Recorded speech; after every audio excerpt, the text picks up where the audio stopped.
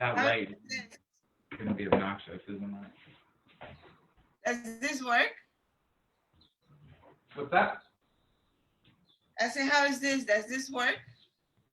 Yeah, I think tilt the screen a little bit. We can see more of the pot, but yeah, that angle works well. Or like the light is good. Awesome. I think we're live right now, Oh, and okay. I would like to just say a big thank you to Amber, our education coordinator, who is behind the scenes making magic happen. We are streaming live through Zoom onto Facebook, and I'm going to try to use my cell phone to kind of keep the tabs on what people are thinking. But we're excited to have Journei. We finally connected, which is so great.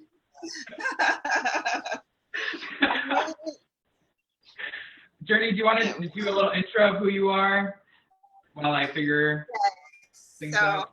Hi, my name is Journei Bimwala, and I am with Concrete Friends.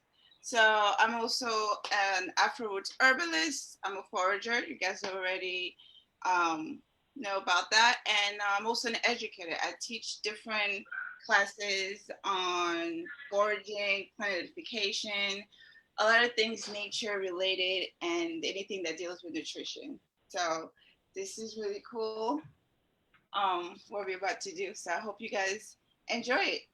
Yeah, I'm so excited. This is something I think could really be really great for everyone, including myself as a novice. And Journei has, I was saying earlier on one of the other failed attempts that, I'm really grateful to have you in my life at the Foodway because you've been sharing a lot of your great information. And I'm just excited to have a cooking buddy and a foraging buddy. So this is always really exciting. So do you have your Lambsquarters?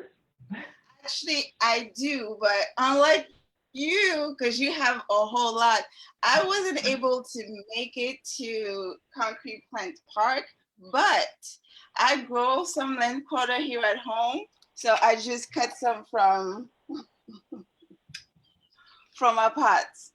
Look at you. You're just like, I don't even need to go to the park. I got it going.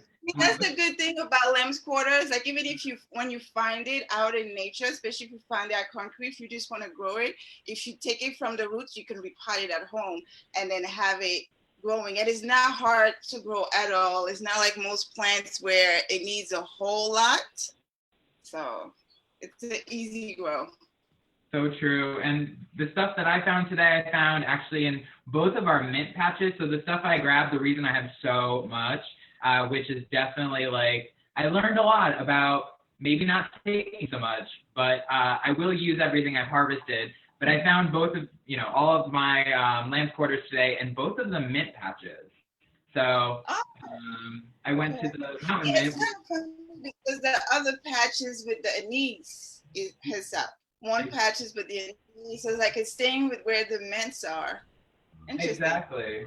So I think that's something interesting to note because I've noticed certain like collaborations between plants or different like relationships between plants. Like I remember being really excited to see jewelweed show up next to Virginia sweetspire, which is really interesting to see it like kind of colonize right around the roots of that plant and then it spread. So it really is because those plants, we didn't plant them, they weren't planted. This is just straight from nature and they go with the other plants that they have something in common or can benefit from. So that's really cool. Yeah, and I mean, definitely habitat, right? Because both of those are from the same habitat, so I guess it makes some sense that they're going to grow together. But I definitely harvested a lot, and I have cleaned and prepared all of these individual leaves, which I think it took longer than, it always takes longer than I think, to harvest and prepare. And there's some good videos on Instagram and Facebook story. So if you want to like understand how I cleaned it, and I did 3 rinses because I was concerned about air pollution and just debris. And it took about 3 rinses to get clean water. So that's usually what I look for is like clean running water or clean water in the bowl. And then I just basically strained it. So Journei, what is the first thing we're going to do with our Lambsquarters today, in your opinion? Okay, so what I'm going to do with my Lambsquarter, I'm going to do like a rice stir fry with mine. I already made my pot of rice, so the rice is good and ready. I have my onion, my bell peppers, and some mushrooms. So I'm gonna throw all of that in the pot, cook it, and then mix it with the rice and season it to my liking. That sounds great. I'm gonna try something slightly different. So I was looking at this recipe and I was telling Journey about it using a can of pinto beans. It's derived from like a Mexican dish. I was learning a lot about this crop, and it turns out there's this famous cousin in Mexico that's very popular to eat, and it's like much larger. And when folks harvest it here in the States, there's a lot of connection between that plant. But this is a dish that is Mexican in root, and it includes like onion. I'm gonna have some cayenne pepper, or not cayenne, some chili pepper, onion, garlic, and essentially it's like tacos. So I'm gonna make some like a green taco, and then I got a little cream cheese, which was suggested. So I like that because we both are making two separate things, and it kind of show you guys there's so many different ways you can make it because it's a green, you can compare it to spinach. They actually said that it is more nutritious than spinach. I'm gonna tell you guys just have. I hope you guys can hear me, right? Okay, so it has folate, iron, magnesium, phosphorus, vitamin A, C, thiamine, B6, calcium, manganese, copper, potassium.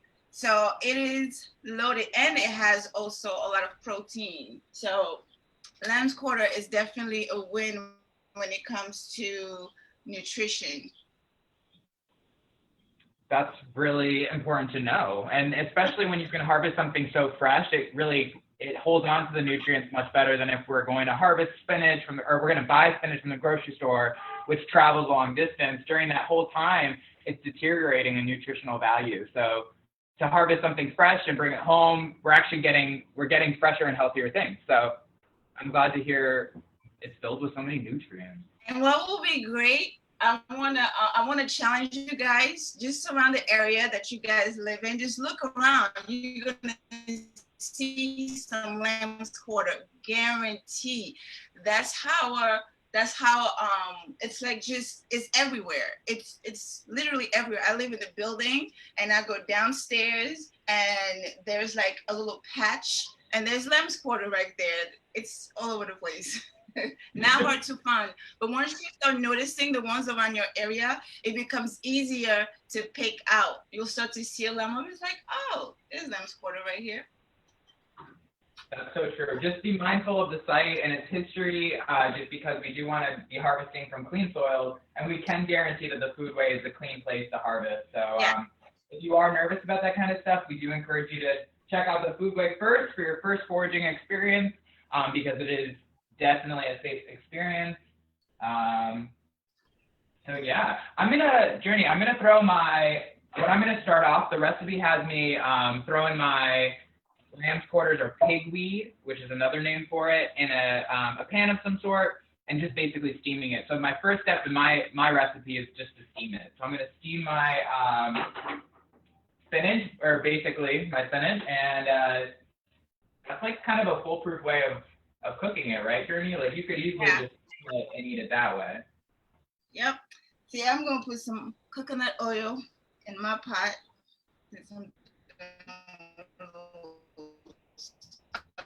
Right here. And I just put a splash of water just to add that steam. Now, when you're cooking, it's like it doesn't matter what you cook. You always want to make sure that it suits your taste bud. So you can always change a few ingredients if you prefer one ingredient over another. Do that. Whatever is going to give you the result that you like with the taste and flavor that you will want to eat more of. Definitely do that.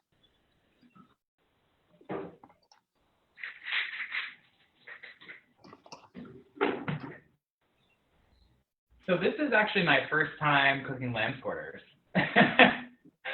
No, I'm just I love lamb's quarter. Like I've tried a few greens growing wild green, and lamb's quarter by far is my favorite. That's why I will pick it out and bring it home and grow it here so I can always have access to it.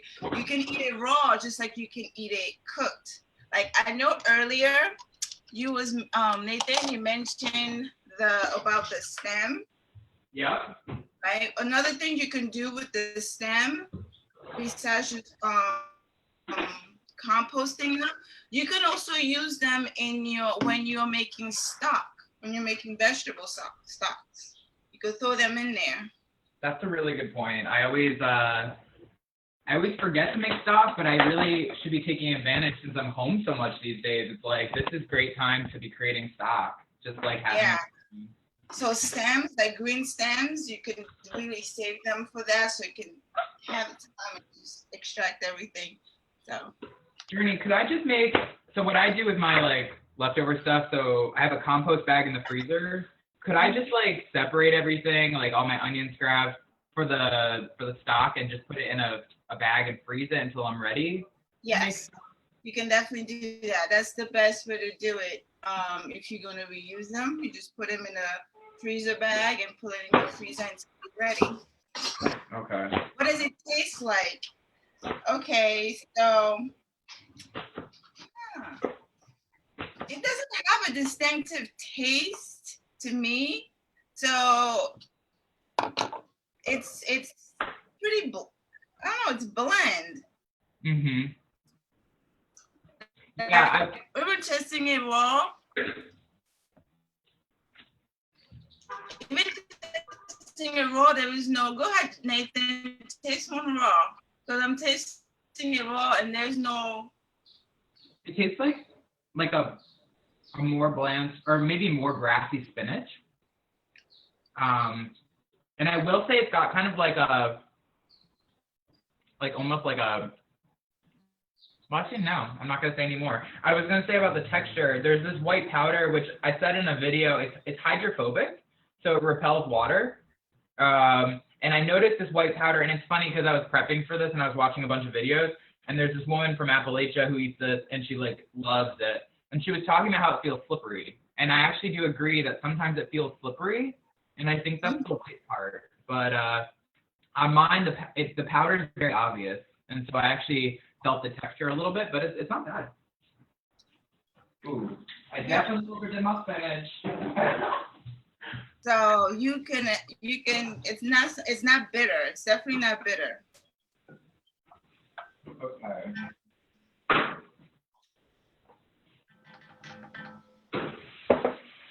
So I got distracted in classic Nathan mode.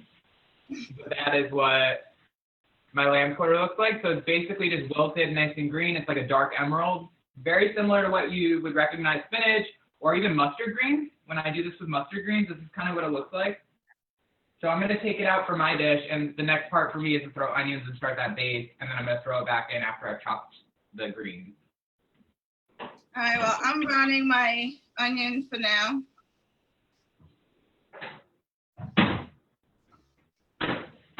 Yeah, I'm going to go ahead and chop up my onion because that's going to be the next step, is to throw some oil, get that onion going.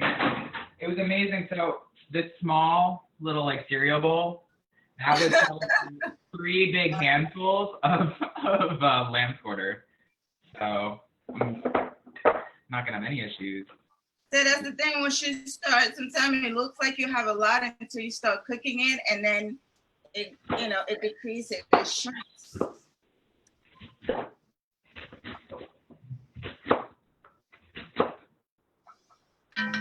Journei, I've never asked you, how did you get into foraging? How did I get into foraging? That's a very good. Oh, okay. So I homeschool. So during before I started doing nature classes, I was taking nature classes with my son because he loves nature. And we'll go on and we start identifying plants and things like that. But then over time, because I'm into nutrition, I just started thinking, well, wait a minute. We have dandelion growing in through concrete. You have all of these plants that no matter what you do to it, they're not disappearing. So I figured, well, those are the type of plants that I want to eat.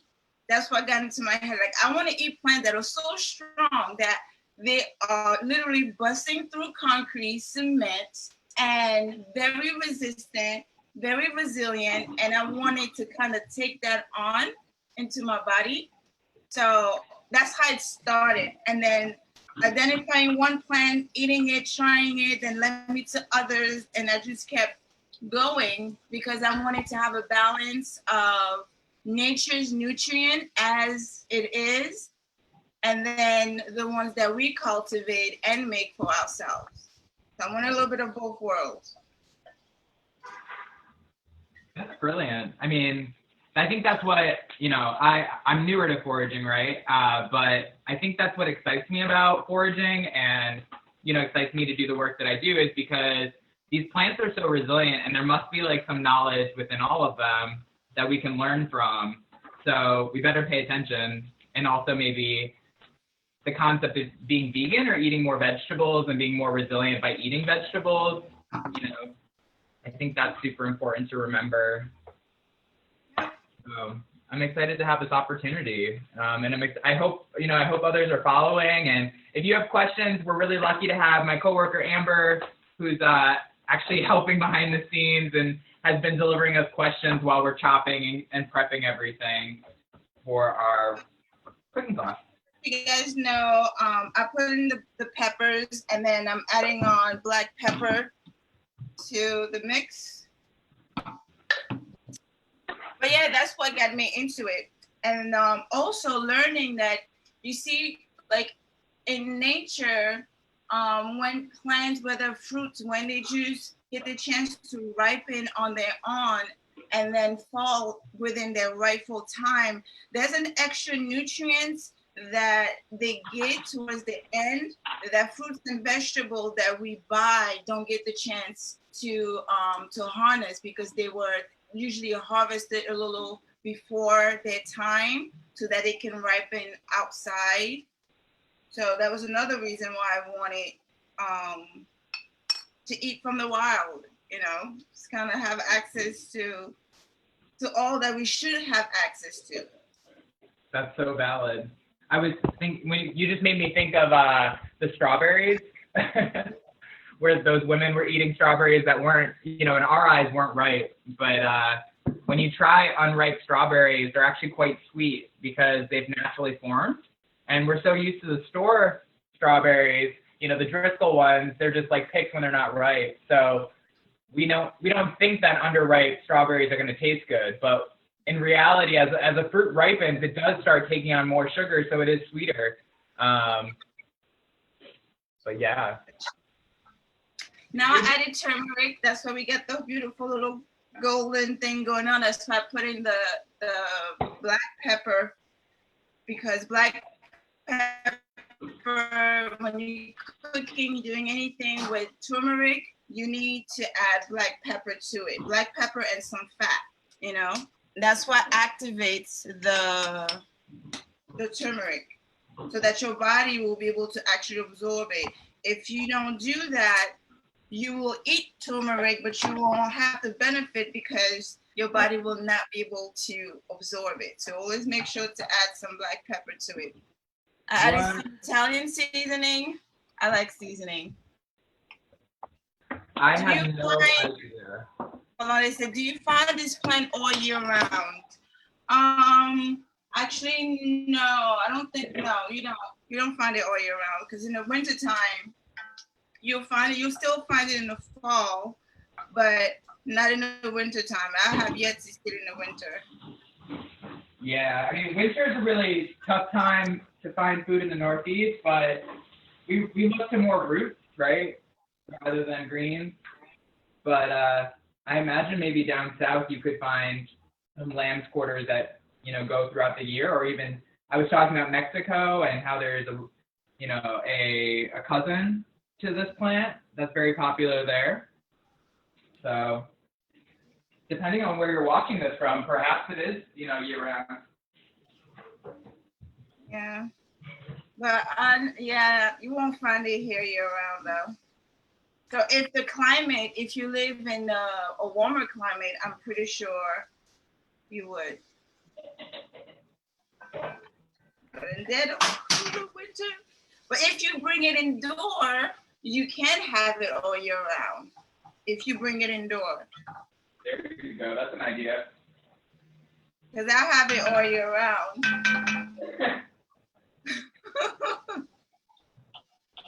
And I will say this plant can tolerate less sun. So, you know, that's a good point, bringing it indoors. You know, a lot of people are like, I don't have a lot of sunlight. Maybe this is something you'll actually have success with. Adding some salt. On my end, I basically just caramelized onions, garlic. I just washed off the kidney beans that I came from a can. I'm about to toss them in. And then I chopped up my greens, and I'm going to add it just like I would with spinach. And then more or less, that's it. I'm going to add some like cilantro and get I'm adding my greens now.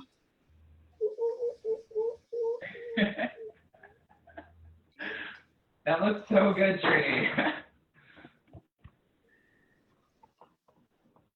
Now I'm also making a salad. So I'm gonna leave just a teeny bit for my salad so I can have some raw and then some cooked too. Because you know, when you're cooking things, you're still gonna get some nutritional benefit from the food, but then some nutrients will die off because of the heat. So I'm just gonna do it raw for my salad and then cooked.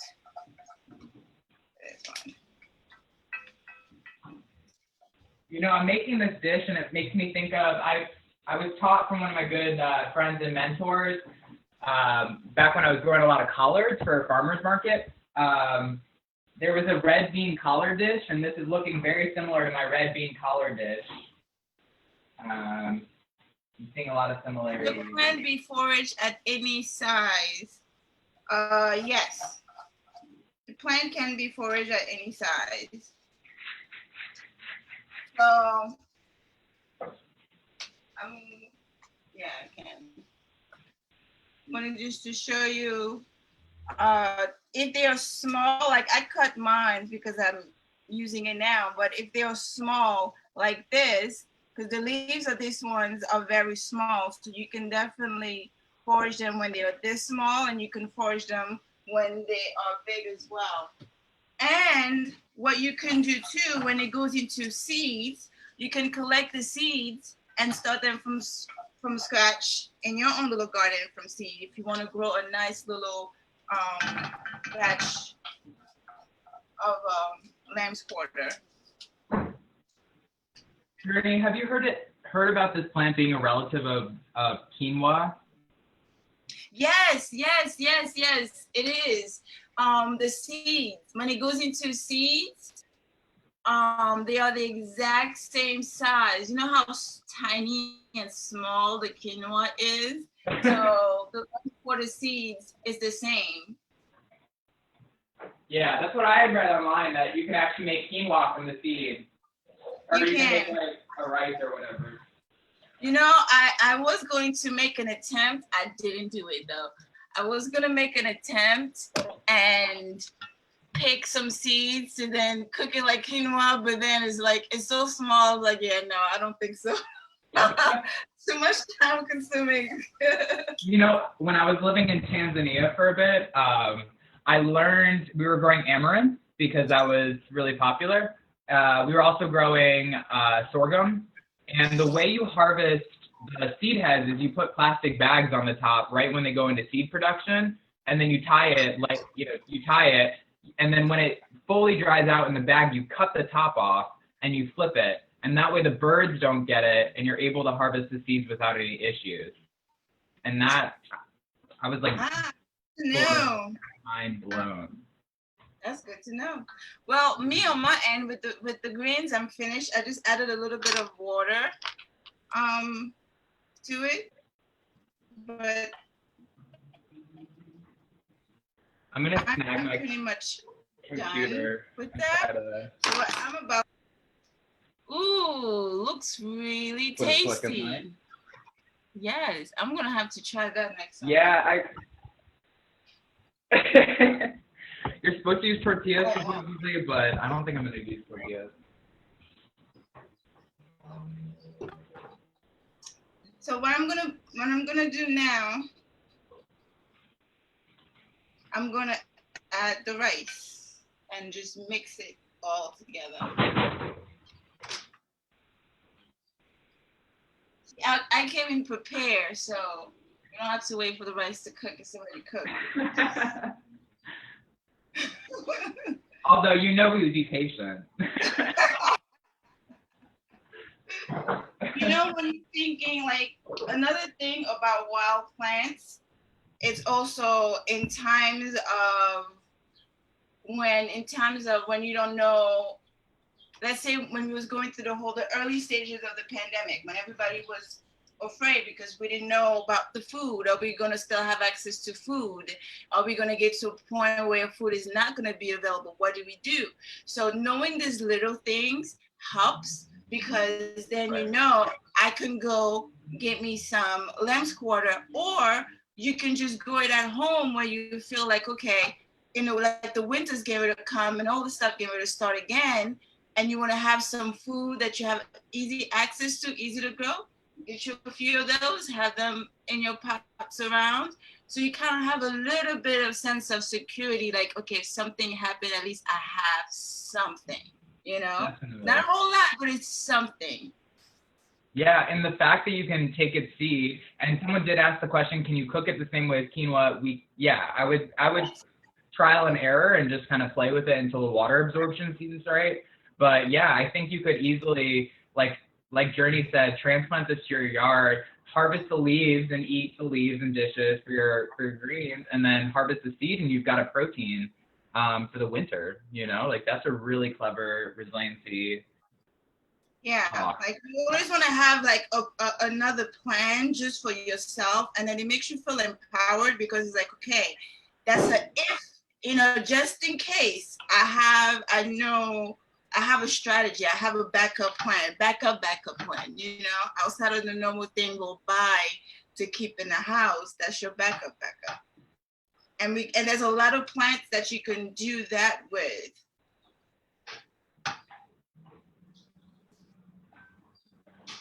Yeah, I mean, I think often when I'm walking through the foodway, you know, either giving foodway tours or talking about things, it always seems like we're describing multiple uses for things.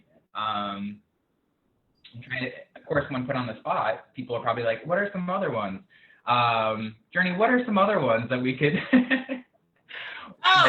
Okay, so this is another one I really like, but this is an example of also how some plants, although you can eat them, you can only eat a little bit. Lambsquarter, you can have at it all you want. I love dock, yellow dock. It is amazing. Like the taste, the leaves, the green, it's awesome. It has like a lemon tangy taste to it. It's not bitter whatsoever, but it has a lemon tang taste to it. And I cooked it for the first time last year. I had it on my birthday. I love it. It was delicious. But I can't eat it all the time. So that's like a once in a blue moon green that I would eat, because it has a laxative effect to it. So you can't eat it 2-3 times a week. You're gonna have, it's gonna give you the run. It's gonna make you go to the bathroom. Not because there is something wrong with the plant, but because it's a medicinal plant too. And one of the side effects is that. So you don't want to eat it a whole lot, but it's delicious. I'm telling you, it is. It's a good one. I like that. Journey, that makes me think of sorrel. Yes. Yes. Yes. So yes. It's like that. The only thing with sorrel that I'm so disappointed with is that you can only use it fresh. Once you dry it up, forget about it. You won't taste the tangy, the lemony flavor.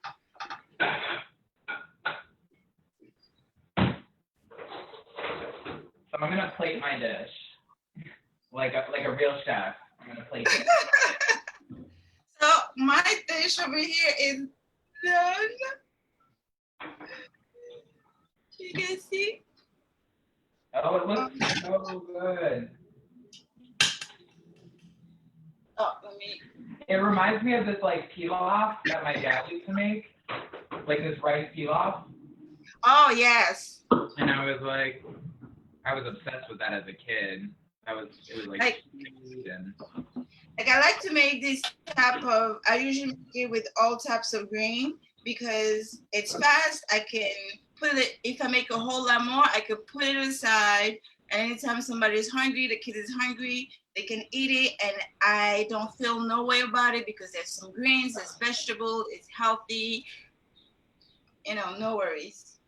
I mean, I'm already obsessed with cooking these because it's so fast. And I'm someone who typically forgets to eat. I'm someone who likes to work right through my lunch because I get focused on things. But this was super, super fast. This took like 10 minutes. And it's some of my favorite ingredients, which I start almost everything off with my onions and my garlic. This has some heat. I threw in some red chili flakes because I couldn't find my chili powder. I love red beans and they're super nutritious. I realize that. And always having a green. I'm always like, do I have my protein? Do I have my green? Do I've got some other veg maybe for flavoring? And then, carbs come second or third. But this looks really tasty. I'm gonna taste this right now. I mean, it doesn't look all that great, but I know it'll taste great. I have a little salad here. So I put in some lamb's quarter in here for sure, but I also have borage. We have that at Concrete. You guys will know about that next time, but I put some borage leaves here. It does taste like cucumbers, and I have cucumbers and tomatoes. Oh, that's so clever. When I was in the park this morning foraging, I was like, I should grab some borage, but I watered it because it was looking it needed some strength. So I watered it, and I was like, I won't harvest you right now. I like spicy food with my food.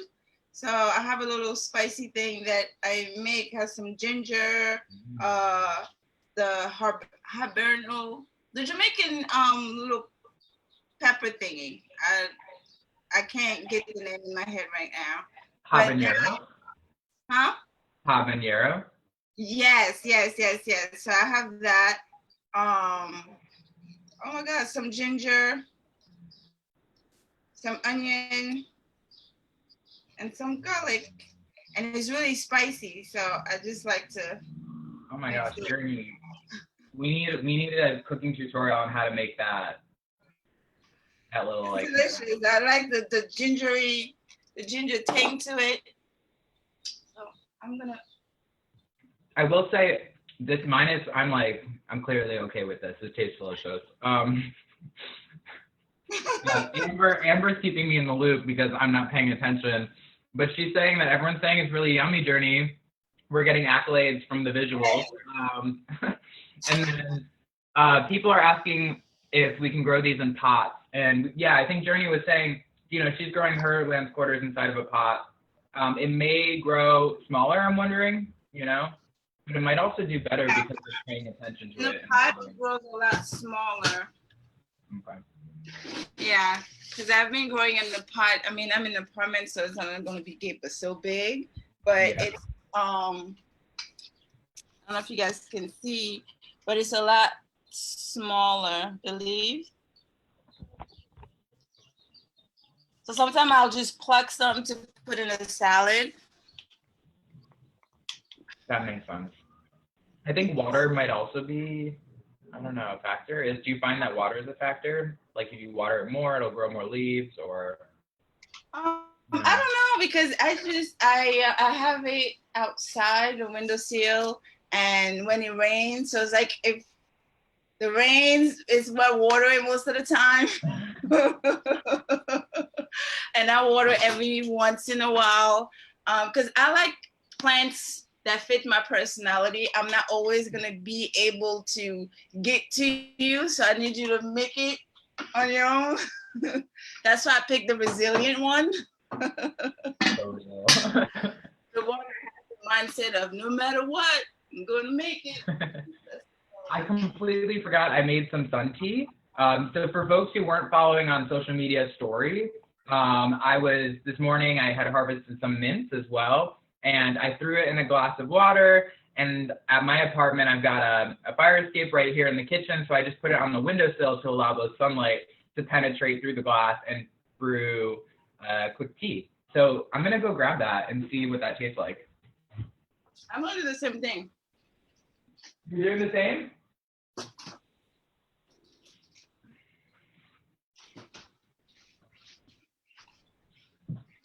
It's so pretty. I just love leaves. Oh, yours look so pretty. I know. So there was, obviously we both used two different methods, right? This is last minute thinking. Yeah, we both used two different methods. I wanted to do an overnight cold infusion, but they weren't moving the way I wanted them to, so I didn't do that. So what I did, I boiled some water this morning, and then I put my apple mint tea inside, turn off the water, and close the lid, put the lid on top, and then I just let it sit there for like I did it this morning, so it was infusing for like a good 4 hours, and then I put it in the freezer, so. That looks great. Yeah, this is a very quick hour. And it does taste like mint. I will say it did infuse in an hour. It's a very light mint. I'm actually going to add more water to this and just keep doing this all day. But yeah, this is like really easy if you're in the park and you want some flavor to your water. Just wash off the plants before throwing them in, because we do just have like debris and stuff that flies through the air that we don't even see. So pollution's real with highways and things going by. So go to the water fountain, rinse it off, and throw it in your clear jar of some sort. I want to just acknowledge some of the things that Amber's saying. We need a cooking class with Journei every week, which Journei, if you didn't get that already, I think we would love to do that. And then Amber reminded folks that if you are making rice, use the water with your plants, because the rice water has a lot of nutrients. Absolutely. Yep. You can use that to water your plants and keep them alive and give them some nutrients so they can keep growing. Yeah. And then, Journei, what are your tips? But the good thing with the mint too, go ahead. Sorry. Go ahead, Nathan. Someone had written a question. Can you leave again once you've infused the drink? Yes. Yeah? Yes. Yeah, you can. It's not going to be as strong, right? Because you already took some stuff out, but there's still a lot of things left inside of the plant, so you can reuse it again. But just remember that each time it's a weaker version. That makes sense. With apple, well, not necessarily apple, but just the mint, period, apple mint, it's really good for the digestive system. It has a lot of medicinal properties inside of it where it helps with digestion. It helps us digest our food better, which means we'll be able to absorb them better. So, mint has always been known to help the digestive system, to help with stomach ache and things like that. So drinking it before or even after having a meal is really good. Wow, that makes sense. Yeah. And it's good for the brain. It also stimulates cognitive function. So when you kind of think about all this stuff, especially if you have young kids and you want to give them something that's tasty and that they will like, apple mint is a way to go. My kids love it. I make a lot of different iced tea and they don't like all of them. You know how finicky kids can be. But the apple mint always works. So I'm like, all right, no problem. Apple mint feels like a sweeter mint. Of all the mints in the park, it feels sweeter for some reason. And yeah. And it's light. Yeah. It's not sharp. Really like really minty. Yeah, it's really like, I like that. Well, I feel like we could just taunt people by eating on camera, but I guess we should probably let our viewers go so they can make their own dishes if they weren't making them while we were on screen together. But yeah, I think we're definitely gonna have to do more cooking classes together, and we'll iron out all the details so it's less of a troubleshooting nightmare. But yeah, there's so many points. But big thanks to Journei, who's showing up with her, taking time out of her day. And any closing remarks? No, I just want to say thank you guys for coming and taking the time to actually joining me and Nathan and being part of this. This is actually really cool. It's awesome. So I also want to thank Nathan for making this possible. He works really hard and he's really dedicated to all of this thing. I always want to make sure to bring you guys something that you guys will learn from, will enjoy, and that is really meaningful to you guys. So I appreciate that. Well, yes, I thank you, Journei, for the acknowledgement, and really, thank you to everyone watching, and really push your limits and try some of these recipes. I think this is a really good introductory meals to foraging. You have both the mint infusion and then just Lambsquarters. It really tastes just like spinach. It's really incredible. So cool. Until next time, we'll see y'all soon. Yep. And be well. Wash your hands. Have a good day and a great start of the week. I definitely feel like I've started the week on a good note. Yes. Bye, guys. Well.